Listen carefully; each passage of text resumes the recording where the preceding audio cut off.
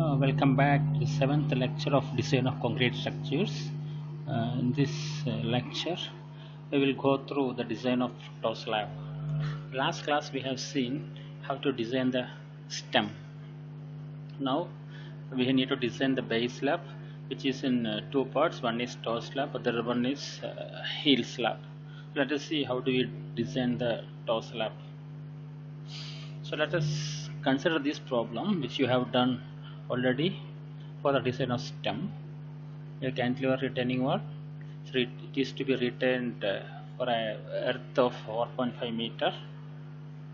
Okay, and phi is given. Angle of repose is 30 degree. Gamma 117.8. Mu 0.6. Coefficient of friction and SBC 180 kilonewton per square meter. Yeah. So the other part, so we let us start with the design of toe slab. Okay, so we know that the soil pressure diagram is like this. This is sigma max and sigma minimum. All right, and you have already calculated sigma max, which is equal to previously sigma w divided by b in 1 minus. You got it. 1 plus 6 e by b, which you got at 109.2 gram per meter square, and we need to find out sigma minimum also, which is nothing but sigma w by b into 1 minus 6 e by b. Substituting the values, you will get 46.8. So maximum is 109.2 and minimum is 46.2. Before I go into further, see the procedure for design of toe slab is like this. You need to first find out the bending moment at this location, because this is the toe slab. So this location we need to find out the bending moment. Then check whether this edge, is sufficient to take this bending moment, because this bending moment is being taken by this slab, toe slab.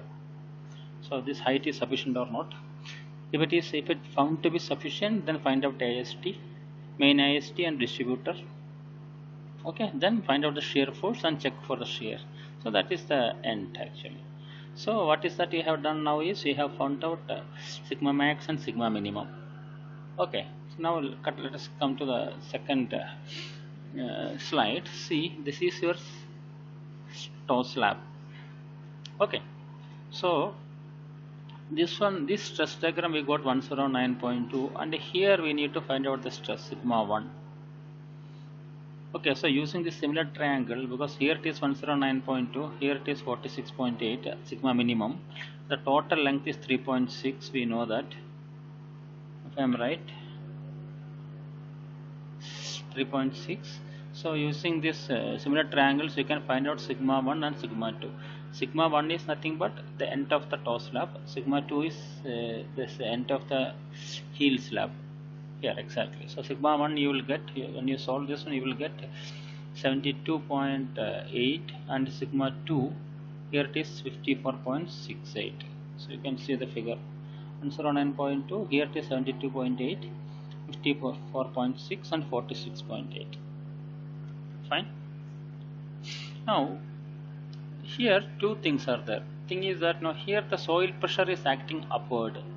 109, this diagram is only for the soil pressure. Okay, it's acting upward, because soil pressure always will act upward, right? Then here this another load which is acting downward is the self weight of the toe slab. So you see this self weight, this portion self weight will act down actually. So we can convert into two pressure diagrams. One is because of the soil pressure. This is nothing but this one, 109.2 and 54.6. at this location I'm telling. Okay, and that thing is because of the soil pressure, which will be acting downward. This soil pressure will be acting upward, but sulfate will be acting downward actually. So sulfate is 15 kilonewton per meter. How do you get 15 kilonewton? Because the thickness is 0.6. The 0.6 in 25 into 1 meter, because this is going for a long meters, right? No, so you consider for 1 meter, so it will be 15. So you will get 15. Okay, so next we need to find out the effective pressure. Means this is acting upward, this is acting downward. So if I take the effective pressure, 109 minus, this is acting up, right? 109 minus 109.2 minus 15 will give you 94.2, and 54.6 minus 15 will give you 39.6. So this will be the net effective pressure actually. Alright, so see here this green color line, here we are going to find out the bending moment. So because of the soil pressure which is acting upward, net pressure which is acting upward, this will try to bend like this. Okay, now let us find out the bending moment. So this same diagram I have drawn it separately with this is 39.6, 39.6, this is 94.2, 94.2. If you convert into rectangle and a triangle, 39.06, this is 39. This will be 54.2. So 54.2 plus 39.6 you will get 94.2. Okay, and this because this is the triangular load P1 and rectangular load is P2, and this load will act, the total load will act at a distance 2h by 3, because triangle we are taking moment to this point, this is the point, we are taking moment to this point, so this will be acting at a distance x1 which is 2h by 3, and this P2 which will be acting, it's a rectangle, will be acting at the center for a distance x2 which is half, 1 by 2 by 2, 0.6. Okay, so let us find out m1. m1 is nothing but p1 into x1 plus p2 into x2, because I am taking moment to this point. So p1 x1 plus p2 x2. What is p1? p1 is the total force in this diagram. So this is the area of the triangle will give you the total force p1. So half into 54.2 into h is 1.2, and distance is the CG. We are taking moment to this point, so the distance is x1. x1 is 2h by 3. 2 into 1.2 by 3. It will be 0.8. Okay.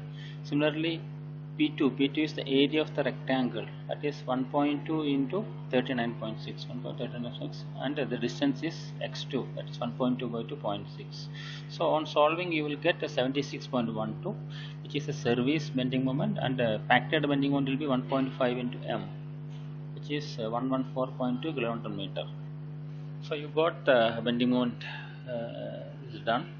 Now the next step is whether we need to check it up whether this thickness is h is sufficient to take this bending moment. For that you need to use SP16 page number 10 table C. That if you are using Fe415 steel, mu is equal to 0.138 FCK BD square. Okay, from this you find out D, remaining all values you know from, okay, because mu we know it 114.2, substituting this one, and FCK is 25, and only thing is that B you need to consider 1 meter, that is 1000 mm. So you will get 522 D, because 522 means 600 is the one what you have provided, minus 70 minus 8. 70 is your cover, the 8 is the half the diameter. So D is equal to 181. You will get, that is only that much only required to take this bending moment, but we have provided 522, so we are on the safer side. Right? Now the next step is finding out the area of steel. So what is that you have done is you found out the bending moment. We check for that, taking that bending moment, the depth, how much depth is required, and we compared the depth required and the depth actually provided, and we found that we are on the safer side. So the next we can proceed, we will find out the area of steel. Okay, area of steel, when I say area of steel, there are two types. One is main bar and other one is distributor. Main bar is nothing but vertical bars.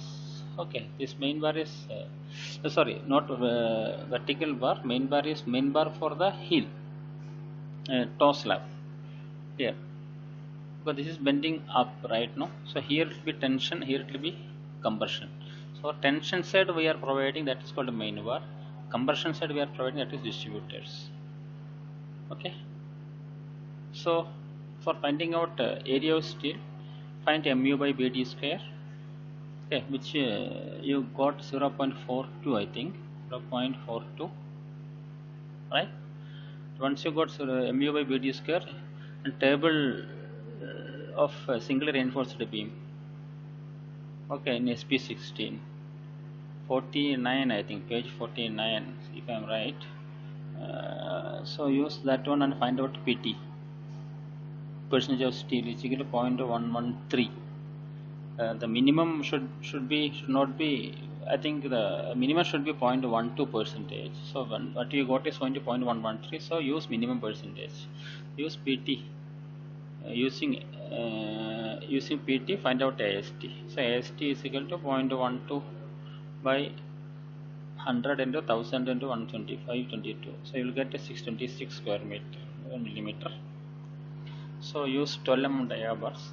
Find out the spacing. These are all we have done so many times. So I'm not going to explain in detail. So spacing is small area of the bar which we are using, which is 12 dia. So pi d square by 4 into 1000 divided by AST.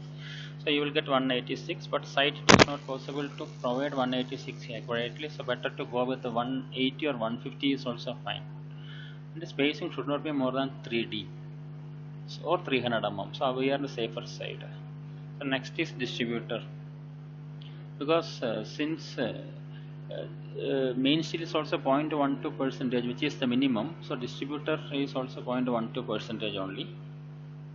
Okay, 0.12. So the same reinforcement we can use. That is 12 dia, same area of steel you will get. So same reinforcement 12 mm dia at 180 center to center, because the area of distributor is 0.12 percentage only, and minimum AST also 0.12%. So main bar what we got is only 0.113, which is less than the minimum. So we are providing the minimum. So same 0.112 we can provide here also. That is what the idea behind. Next is check for shear. So see this stress diagram 94.2 and 39.6, because we are talking about the toe slab. So we know that the critical section for shear is at a distance, because this is the thickness, and this slab we are checking. So the thickness of the slab, so the critical section is at a distance T, thickness of the slab from the joint. So this is the critical section. This red color line is critical section, which is at a distance 0.6 from here, because H is 0.6, so 0.6, total is 1.2. So we need to find out only the we need to check the shear only at this location. Okay, so using the similar triangles, when you solve the similar triangles, you can find out the sigma at this point. So you will come 66.9, 66.9, okay, 94.2.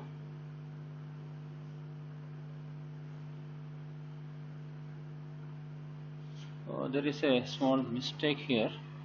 This is not, because we are finding out here, right? This is not 1.2, this is 0.6, it is 0.6 it is. Okay, so this is 66.9, because you will be getting a rectangle and triangle. This is 0.6, sorry, 0.6. So the area of this, because shear stress we will find out is VU by BD. Okay, this area of this figure stress diagram will give you the total shear force. So 66.9 into 0.6, actually this is 0.6, 0.6, and area of this triangle half into 27.2 into 1.6, 0.6, half into B into H. So this will come around 66.9 into 0.6 plus 0.5 into 27.2 into 0.6. This is comes around 48.3. This is 48.3, 48.3, and in factored one will be into 1.5 will be 72.4, 72.4. So therefore TOB shear stress is B divided by VU divided by BD. This is D actually, VU divided by BD. So 72.4 into 10 to the power 3, converting into Newton, into 1000 divided by 1000 divided by 522.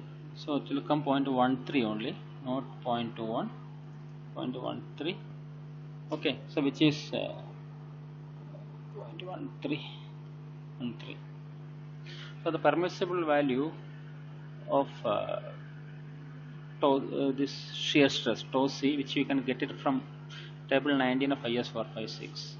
maximum permitted value for this PT is 0.12 percentage. We already got it previously. PT is 0.12 percentage we are providing.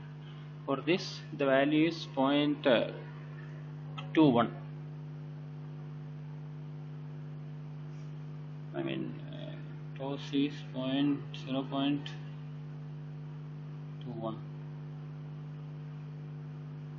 Value is 0.13. So we are on the safer side actually. I hope this is clear.